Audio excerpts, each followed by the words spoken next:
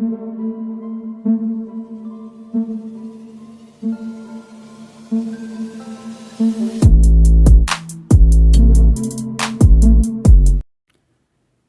दोस्तों, scary story official में आप सबका स्वागत है।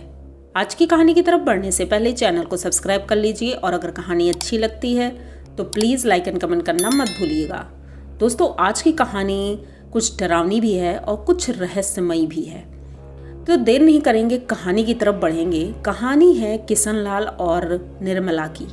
ये दोनों हस्बैंड वाइफ है, गाँव में रहते हैं। इनकी स्थिति ज़्यादा ठीक नहीं है और बहुत मेहनत तो करते हैं लेकिन कुछ इनकम नहीं हो पा रही है। इनके कुछ खेत हैं जिसमें ये खेती करते हैं और उसी में जो फसल होती है उसी से इनकी गुजर बसर चलती है। पढ़ाई ज़्यादा की नहीं थी, इसलिए कोई नौकरी भी नहीं मिल सकती थी, तो दोनों अपना किसी तरह गुजारा कर रहे थे। दूसरों के खेतों में भी काम कर लेते थे। इनके सास ससुर थे नहीं, बचपन में ही उनके माता पिता गुजर गए थे, जिस वजह से बहुत ही मुश्किलों से इनके चाचा ने किशन लाल को पाल पोस कर बड़ा किया था। और घर तो था उनका, लेकिन घर बहुत पुराना और बड़ा था।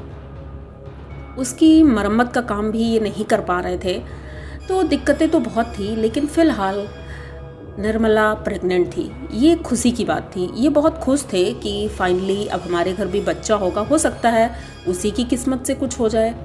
तो एक दिन ये खेतों में काम कर रहे थे तो इन्होंने देखा कि किनारे बहुत सारे पेड़ लगे हुए थे और बहुत पुराने पेड़ थे।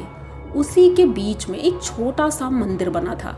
इन्होंने देखा था पहले भी, लेकिन इस चीज़ पर कभी गौर नहीं किया था आखिर ये मंदिर किसका है और किसने बनवाया है, कैसा मंदिर है। लेकिन आज जब किशन लाल ने ये चीज़ नोटिस की तो ये धीरे धीरे उसकी तरफ बढ़ रहे थे।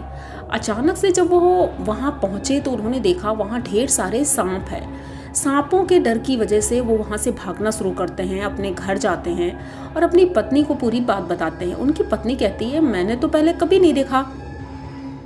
तो किशन लाल कहते हैं, मैं तो बचपन से हूँ, लेकिन मैंने एक बार देखा तो है, लेकिन इतना गौर से नहीं देखा। मैंने सोचा हो सकता है कुछ बना होगा, लेकिन वो एक मंदिर है।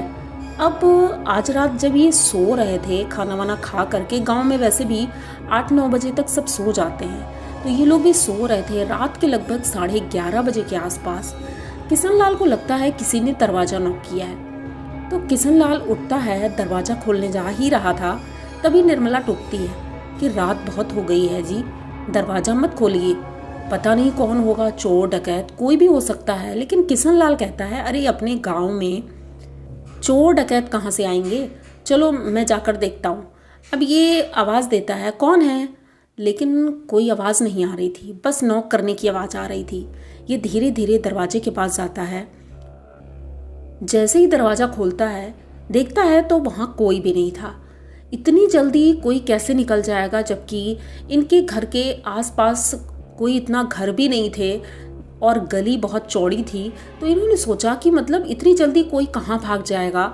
अब इधर उधर देखने के बाद जैसे ये घर के अंदर आने लगे, अपनी दहलीज क्रॉस कर ही रहे थे, तभी इन्हें किसी के हंसने की आवाज़ आई। अब ये इधर उधर देखते हैं और फिर सोचते हैं कि हो सकता है निर्मला होगी। अंदर जाते हैं तो देखते हैं कि निर्मला सोने लगी थी, तो उसको जगाते हैं और पूछते हैं, अच्छा अभी हंस रही थी, अब सोने भी लगी? तो निर्मला कहती है, अरे नहीं, मैं तो सो ही रही थी, आप चले गए थे और मुझे बहुत तेज़ नींद आ रही है। तो कहता है चलो ठीक है। अब वो भी थका हुआ था और नींद भी बहुत आ रही थी, तो वो भी लेट जाता है और सोने की कोशिश कर रहा था।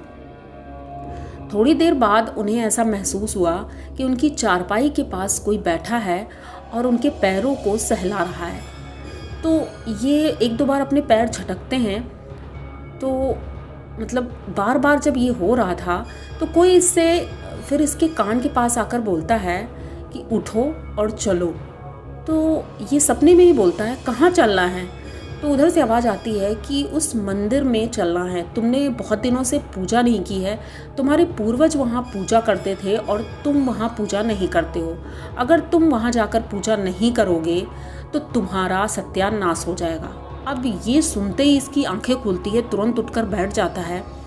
अब ये इधर उधर देखता है तो कोई दिखता नहीं है, लेकिन ये बात उसके कानों में किसी ने कही थी और ऐसा लग रहा था जैसे सच में किसी ने बोला है। अब ये नींद तो नहीं आ रही थी, लेटा रहता है और सोचता रहता है कि कल सुबह ही मैं किसी से बात करूंगा, आखिर किस मंदिर की बात हो रही है, कौन सा मंदिर। ये सुबह होते ही एक पंडित जी के पास जाता है, उनको बताता है कि रात मैंने सपने में देखा कि कोई औरत है, वो मेरे पास आकर ऐसा बोल रही है, और मेरे यहाँ तो कोई मंदिर भी नहीं है, हमारे कोई कुल देवता भी नहीं है, तो मतलब ऐसे कौन सा मंदिर, कहाँ पूजा करनी है, मुझे समझ नहीं आ रहा है।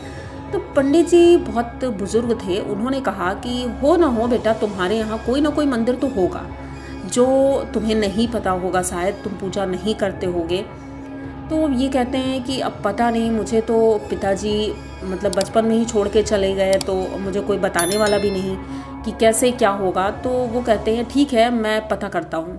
अब ये घर चले आते हैं, दिन भर काम करते हैं, और काम करने के बाद जब खेतों से लौट रहे थे, शाम हो गई थी, तो इन्हें ऐसा लगता है एक औरत है जो उधर झाड़ियों के पास बैठी हुई है और इन्हें बुला रही है।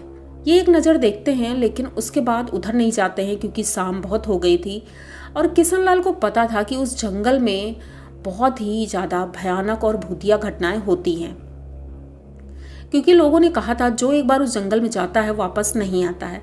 तो किशनलाल भी कभी भी उस जंगल में नहीं गया था, और बचपन में इनके पिताजी भी उधर नहीं जाने देते थे, इसलिए किशनलाल उधर नहीं गया, वापस सीधे अपने घर आ जाता है। खाना वाना खाकर फिर से सोने की तैयारी करता है। उसी रात दोबारा फिर से उसे सपना आता है, और वो औरत अब इनके घर में इन्हें दिखाई देती थी, एक परछाई की तरह दिखाई देती थी, और वो बार बार बुला रही थी कि तुम वहाँ पूजा करने क्यों नहीं आते हो। अब इन्हें समझ नहीं आ रहा था ये क्या कर रहे थे, मतलब वो इतना ज़्यादा इनसे बोल रही थी, और यहाँ तक कि जब उसने ये बोला कि तुम बाप बनने वाले हो ना, क्या पता तुम बाप बन ही ना पाओ। ये सुनते ही ये बहुत ज़्यादा गुस्सा हो जाते हैं और कहते हैं कौन हो तुम, और तुम क्यों मुझे परेशान कर रही हो, मैं नहीं जानता कौन सा मंदिर, कहाँ का मंदिर, कैसी पूजा। तो वो कहती है ठीक है मेरे साथ चलो। अब ये उठता है तो देखता है एक परछाई है, आगे आगे जा रही है। अब इन्हें भी गुस्सा बहुत ज़्यादा आ रहा था क्योंकि ये 2 दिन हो गया था और इस तरह से कोई जिद करता है, तो इन्होंने कहा चलो ठीक है आज मैं देखता हूँ आखिर क्या है। तो ये डंडा उठाते हैं और पीछे पीछे चल देते हैं। वो परछाई आगे आगे जा रही थी और उन्हीं झाड़ियों के बीच में वो एक छोटा सा मंदिर था, उसमें कोई भगवान नहीं थे। वो झाड़ियाँ हटाती है, हवा से ही हटती है क्योंकि वो एक मतलब परछाई थी तो वो दिख नहीं रही थी। तो जैसे ही वो झाड़ियाँ हटती हैं तो किशनलाल देखता है कि वो एक मंदिर जैसा बना हुआ है लेकिन उसके अंदर कोई भगवान नहीं है और वहाँ एक जोत जल रही है। ये जोत किसने जलाई, किसने पूजा की, ये चीज़ देख करके ये चौंक जाता है कि दिन भर तो ऐसा कुछ भी नहीं था, ये अभी जोत किसने जलाई। वो औरत के हंसने की आवाज़ आती है और कहती है मैं यहाँ पर रोज़ पूजा करती हूँ पर तुम लोग पूजा नहीं करते हो, तुम्हें करना होगा वरना तुम्हारा परिवार जिस तरह तुम्हारे माता पिता तुम्हें छोड़कर गए थे उस तरह शायद तुम्हारा बच्चा भी अनाथ रहेगा। ये सुन करके ये चौंक जाते हैं और कहते हैं कि ठीक है मैं जो आप कह रही हो मैं वैसा करूँगा, पर मुझे इसके बारे में कोई जानकारी नहीं थी। वो हंसते हुए वहाँ से अचानक से गायब हो जाती है। किशनलाल सीधे घर आते हैं और सुबह होते ही पंडित जी से मिलते हैं। पंडित जी को पूरी बात बताते हैं तो पंडित जी कहते हैं कि बेटा मैं कहना नहीं चाहता था लेकिन तुम्हारे माताजी और पिताजी, एक गांव में डायन थी, उस डायन का वहाँ पर मंदिर था। उस मंदिर में तुम्हारे माता और पिता वहाँ जाया करते थे और पूजा करते थे। वो डायन इनसे बहुत खुश रहती थी और जो भी तुम्हारा घर खेत जो भी है उसी की वजह से उन्हें मिला था, लेकिन कुछ दिनों से उन्होंने पूजा नहीं की थी, पता नहीं कोई बीमारी या किसी भी वजह से। तो वो डायन बहुत ज़्यादा गुस्सा हो गई थी और उसने श्राप दिया था कि तुम इस तरह से मारे जाओगे। तो एक पहाड़ी से गिरकर तुम्हारे माता पिता की डेथ हो गई थी, अब तुम अनाथ रह गए। अब उनके मरने के बाद कोई ना कोई तो इस पूजा को आगे बढ़ाएगा, क्योंकि अगर नहीं बढ़ाएगा तो वो डायन गुस्सा हो जाती है। उस डायन की आत्मा उस मंदिर में है और उस मंदिर के आसपास वो रहती है, वो वहाँ पूजा भी करती है, लेकिन साथ में तुम लोगों को भी वहाँ पूजा करनी पड़ेगी। अगर नहीं करोगे तो पता नहीं क्या हो जाएगा तुम्हारे साथ। अब ये सुन करके किशनलाल बहुत ज़्यादा डर जाता है और सोचता है कि ये बात मुझे पहले क्यों नहीं पता थी, शायद इसी वजह से हम बहुत परेशान थे। तो पंडित जी कहते हैं कि ये तुम्हारे लिए फ़ायदे में तो बहुत रहेगा क्योंकि वो डायन है, तुम जो मांगोगे तुम्हें मिलेगा, लेकिन अगर कभी तुमसे कोई गलती हुई तो वो तुम्हारा बहुत नुकसान कर सकती है। तो अब ये लोग सोचते हैं कि अब क्या करें हम। तो गांव वालों से और कुछ लोगों से बात किया जो बुजुर्ग थे। उन्होंने बताया कि हाँ, एक डायन तो थी, उसे गांव से भगा दिया गया था, तो वो जंगल में वहाँ पर अपना एक मंदिर और एक झोपड़ी बनाकर रहती थी। कुछ दिनों बाद उसकी मौत हो गई थी, लेकिन कहते हैं उस मंदिर में उसकी आत्मा है, उसके आसपास वो रहती है। अब किशनलाल को कंफर्म हो गया कि बात तो सही है, तो यानी कि हमें पूजा करनी पड़ेगी। अब ये सोचते हुए सुबह होती है, सुबह नहाते धोते हैं, अपना पूजा की तैयारी करते हैं, अपनी पत्नी को लेते हैं और मंदिर की तरफ बढ़ जाते हैं। रास्ते में पंडित जी मिलते हैं। पंडित जी कहते हैं ऐसा है कि तुम ऐसे ही पूजा मत करो, मैं चलता हूँ तुम्हारे साथ। पंडित जी उनके साथ जाते हैं और बहुत बड़ा वहाँ पर हवन करते हैं। हवन करने के बाद सभी देवी देवताओं को बुलाते हैं और उनसे आग्रह करते हैं कि इस मंदिर को शुद्ध किया जाए। पंडित जी बहुत ज़्यादा पूजा करते हैं। उसके बाद जब किशनलाल वहाँ पर पूजा कर रहे थे तो उन्होंने देखा कि एक काले रंग की परछाई है जो वहाँ से अचानक ही उड़कर चली जाती है और उसके बाद वो दिखाई नहीं देती है। पंडित जी कहते हैं अब तुम मुक्त हो, वो आत्मा यहाँ से जा चुकी है और तुम्हारे पूर्वज भी इससे मुक्त हो गए हैं क्योंकि वो बंधे हुए थे इससे, इस पूजा से।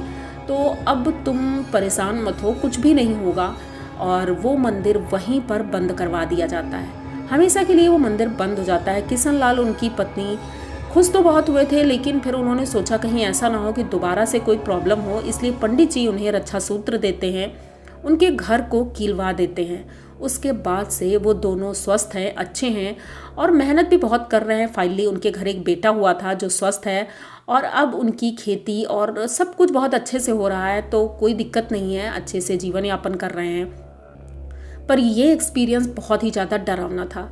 तो आप लोगों को क्या लगता है कहानी में ये कितना सच है कितना झूठ है? क्योंकि मेरे पास तो जैसी भी कहानी आती है मैं वैसी सुना देती हूँ। आप लोगों को अगर कहानी अच्छी लग रही है तो प्लीज़ चैनल को सब्सक्राइब करिए, लाइक कमेंट करिए, शेयर करिए और बने रहिए हमारे साथ। मिलते हैं फिर किसी नई कहानी में, तब तक के लिए डरते रहिए।